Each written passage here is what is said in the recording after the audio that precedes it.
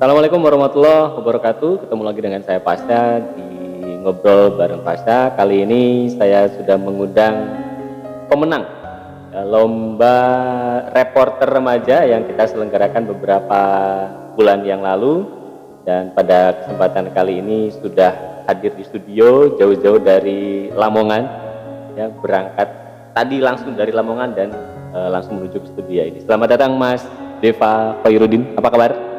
Alhamdulillah Pak, baik. Baik ya. Jam berapa berangkat dari Lamongan? Habis subuh Pak, sekitar jam 5 pagi. Jam 5. Ya. Malam itu kan kita sudah deal itu ya, jam 9, tapi Mas Deva tiba-tiba, wah kalau jam 1 gimana? Ternyata ada apa, perbaikan.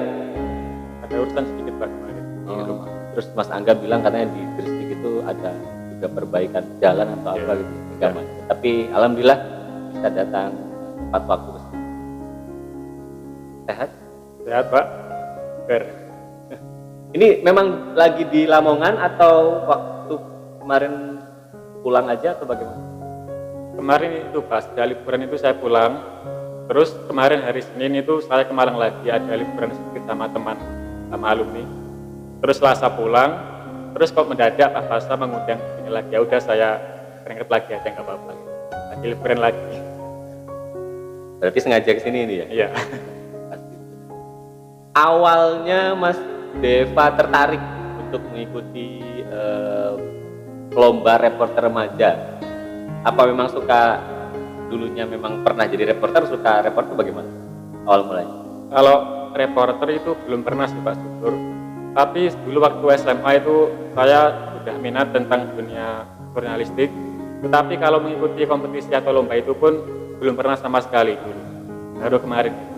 Baru kemarin ikut lomba langsung dapat juara pertama. Alhamdulillah Pak.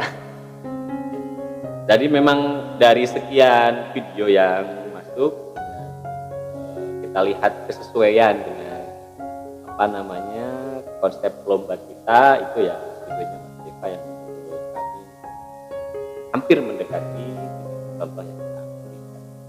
Tapi sesungguhnya suka nggak sih kalau misalkan jadi reporter gitu? Karena kalau saya lihat dari videonya tuh luasnya udah dapet, ngomongnya juga sudah enak.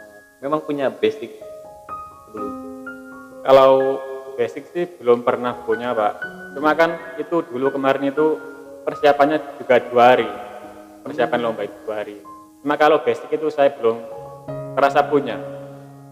Cuma kemarin kan iseng-iseng aja Pak ikut lomba itu. Cuma ya. Tapi langsung dapat ya. Kalau saya lihat sih harusnya kamu punya bakat itu, Mas Deva ya. Kalau saya lihat dari video. Terus dari sekian kearifan lokal yang ada di Lamongan, kenapa memilih apa kemarin hutan kota yang ada di Lamongan? Apa Tanaman hias Pak. Oh, tanaman hias, sorry ya, tanaman hias yang ada di Lamongan. Apa latar belakangnya? Aku pilih ini aja deh. Karena waktu itu ini Pak, beritanya masih hangat-hangat. Itu kebetulan 2 hari sebelumnya itu masih dikunjungi sama wali kota Lamongan di Desa Wanyar itu. Makanya saya baca beritanya kok sepertinya menarik gitu. Terus saya hubungi teman di sana, saya minta bantuan, saya suruh merekam video. Mat, ada kesulitan nggak waktu melobi mau ngeliput di sini gitu? Ada sempat kendala atau apa? Atau lancar-lancar saja? Kalau kesulitan itu mungkin tentang izin Pak ya, izin yang punya tanaman itu. Kan di situ ada banyak rumah, ada banyak toko juga. Kalau kita memilih rumah, itu nanti kan ada rasa seperti sungkan atau apa, takut mengganggu gitu Pak. Ya. Lalu kami memilih toko bunga yang agak besar di desa itu.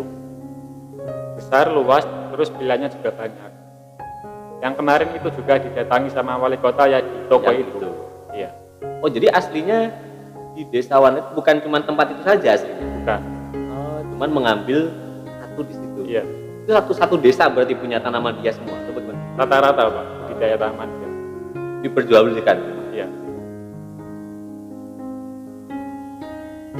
Apa namanya? Berapa itu kisarannya tanaman hias yang ada? Paling murah sih jenis ini Pak, bonsai atau sereh gitu, 2.500.000 yang ukuran kecil. Oh, lumayan ya. Iya. 2.500.000. Pengunjungnya hanya dari Lamongan atau sudah ada yang dari luar? Pengunjung sih jarang sih Pak, tapi kalau masalah ekonomi pengeksporan itu sudah sampai ke luar negeri, Pak. Seperti Brunei, terus Malaysia juga ada. Ya berarti udah besar ya. Iya. Awalnya itu memang budidaya warga sendiri atau memang program dari pemerintah sana atau bagaimana? Itu daya tarik minat sendiri sih, Pak. Dulu kan ada itu warga masyarakat di Wanar yang kerjanya di Surabaya. Itu dulu juga belum kepikiran buat menjual tanaman hias, Pak. Cuma menyediakan jasa untuk mengurusi tanaman orang lain. Itu di Surabaya. Terus waktu beliau pulang kampung, baru kepikiran untuk menjual tanaman hias, budidaya tanaman hias gitu. Terus semakin hari semakin berkembang gitu. Lalu beliau juga mengajak keluarga atau tetangganya untuk berbisnis tanaman hias juga, bekerja. Jadi awalnya ikut orang, Ya. kemudian pulang diterapkan sendiri dan Ya. menular ke warga-warga yang lain sekitar. Ya, diajak gitu, Pak. Itu diajak. Ya. Siapa itu awalnya yang memulai? Apa ya? Kepunya Pak Taufik kalau nggak salah. Pak Taufik. Iya. Pak Taufik ini membawa ilmu yang dia dapatkan ketika bekerja dengan orang terus terapkan di kampus. Kan sekarang bisa menjadi mata pencarian. Iya. Selain Desa Wanar ada kearifan lokal apa di Lamongan? Ini biar teman-teman PBSI tahu. Mungkin nanti kan banyak nih dari Ki Budiotomo itu yang dari Lamongan. Ya teman-teman Lamongan apa kabar? Ya ini ada arek Lamongan ya saya hadirkan di sini. Ada apa lagi selain Desa Wanar itu kearifan lokal ya? Mau apa tempat wisata atau apa? Kalau tempat wisata sih yang terkenal itu sampai sekarang itu ini, Pak, ya mungkin WBL yang di Paciran itu sama nasi boran itu, Pak. Nasi boran. Nasi buran. Ya. Apa yang membuat khas itu nasi buran itu? Isinya apa? Lauknya sih, Pak, bermacam-macam. Bisa pilih sendiri. Terus yang utama itu mungkin ayam sama sambal merah itu. Itu yang khasnya dari nasi boran. Hampir sama kayak ini palingnya kayak nasi campur asli. Iya. Cuman namanya nasi Boran. buran. Terus saya juga pernah lihat itu ada apa? Tanjung Kodok. Ya. Itu di Lamongan kan ya? Lamongan. Lamongan apa Tuban? Lamongan. Iya, betul. Masuk WBL atau beda? Masuk WBL cuma ini, Pak, agak mundur ke dalam lokasi.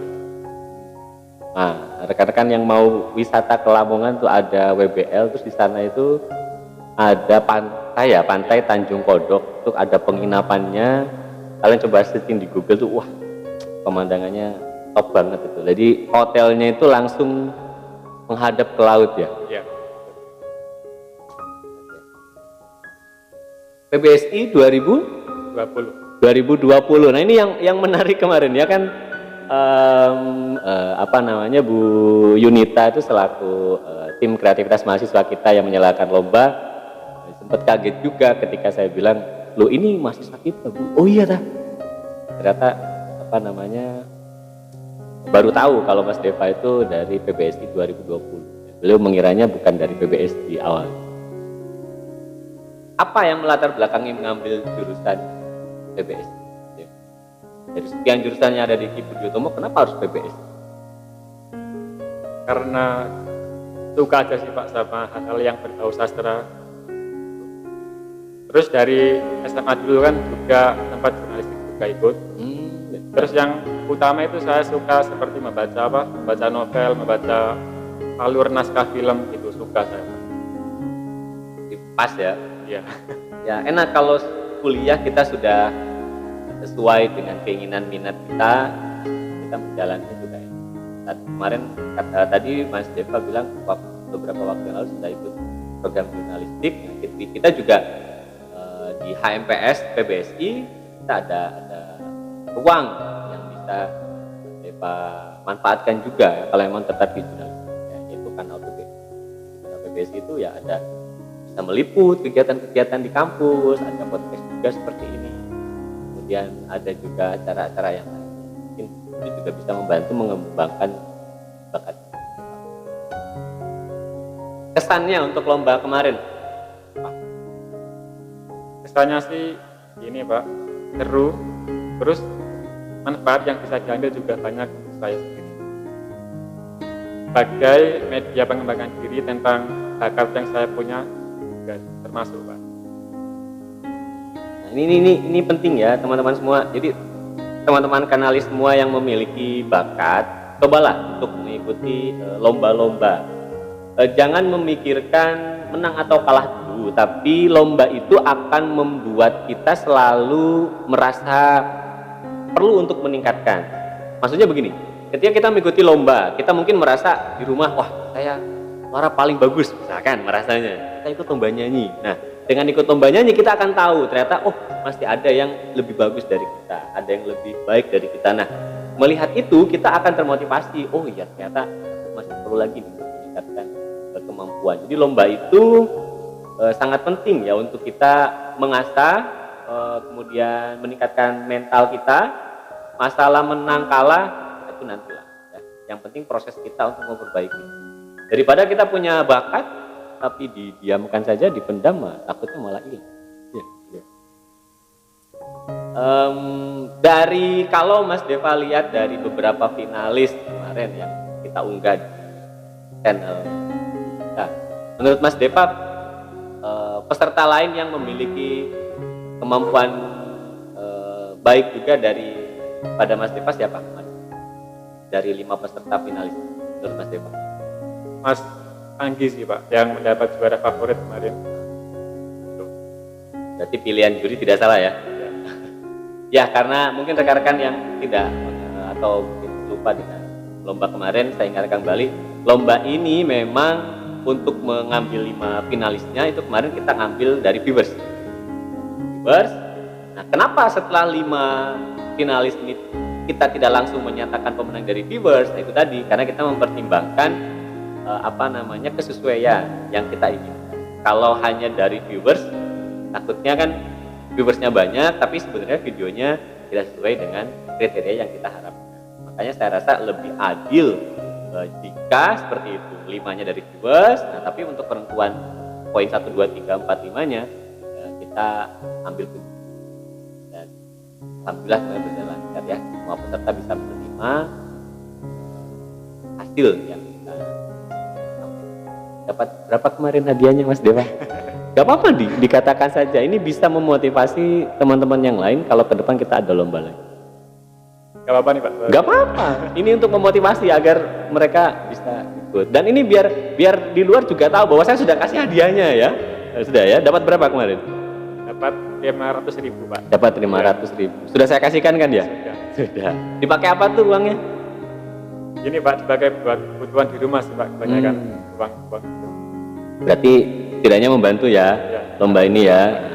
Ya, ayolah teman-teman yang mungkin uang jajannya macet-macet, kirimannya juga terlambat-terlambat. Nah, kalau ada lomba-lomba dari kanal PBSI ikut, lumayan bisa menambah uang saku. Mas Deva ini dapat 500.000, dapat pengalaman juga, dapat sertifikat ya? Iya. Dapat sertifikat, juga bisa mengetahui, oh iya, ternyata meskipun saya itu masih iseng-iseng sudah dapat. Nah, dengan sudah dapat juara biasanya menimbulkan rasa percaya diri yang tinggi ketika ada lomba lagi nanti bisa ikut lagi. Kan gitu. Untuk kanal PBSI, apa kesannya? Apakah Mas Deva baru tahu bahwa ada kanal PBSI di PBSI? Sudah tahu sejak awal masuk di jurusan PBSI sih Pak. Cuma kalau tentang podcast ini baru tahu belakangan ini. Suka ngikuti YouTube-nya juga nggak? Suka nonton. Apa kesannya? Bagus sih Pak videonya, menarik, terus banyak edukasi juga yang terkandung di situ, bisa diambil. Kalau ada masukan, gak apa-apa ya ini untuk kita tim kanal PBSI. Kira-kira apa yang perlu kita perbaiki dari semua program yang sudah kita luncurkan, Mas Deva? Kira-kira? Kalau masukan, kemarin itu sempat saya mau bilang ke teman HMPS satu kelas, mungkin di kanal itu bisa bikin program seperti penyaluran bakat atau hobi dari mahasiswa seperti menyanyi atau apa gitu.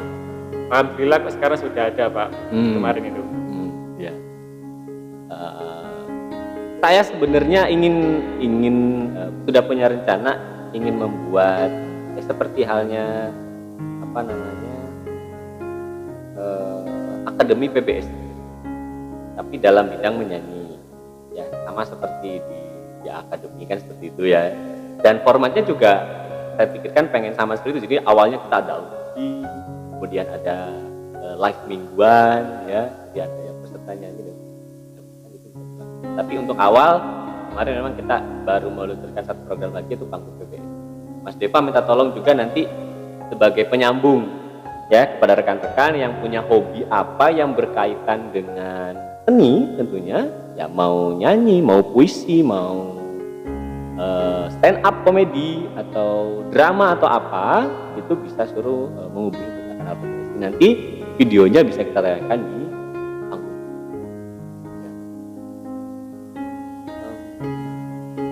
Apa namanya? Mungkin bisa menyampaikan dua patah kata kepada Bapak Ibu dosen kemarin, khususnya Pak Susandi dengan Bu Yunita selaku penyelenggara lomba. Apa yang ingin Mas Deva sampaikan dari lomba kemarin? Untuk Pak Susandi sama Bu Yunita, terima kasih karena telah membuat program perlombaan yang sangat bermanfaat sekali untuk pemuda-pemudi Indonesia, khususnya yang memiliki ketertarikan tentang dunia jurnalistik. Saya sangat berterima kasih karena dari lomba ini saya belajar tentang mengetahui kekurangan apa yang saya suka, yaitu meliput berita. Sudah cukup. Sudah. Ya, terima kasih Mas Deva sudah hadir di podcast kita hari ini, sudah berbagi pengalaman juga tentang lomba kemarin. Jangan kapok ya, kalau nanti ada lomba, gak apa-apa ikut lagi. Gak apa-apa, meskipun sudah menang gak apa-apa. Kalau bisa, ajak juga teman-teman dari Lamongan yang lainnya ya untuk aktif di ikut Budi Utomo. Saya rasa itu, terima kasih untuk kehadirannya dan terima kasih juga untuk rekan semua yang selalu mendukung channel kami ini. Jangan lupa untuk selalu like, komen, dan juga subscribe. Mohon maaf dari segala kesalahan. Wabillahi taufiq wal hidayah. Wassalamualaikum warahmatullahi wabarakatuh. Salam literasi.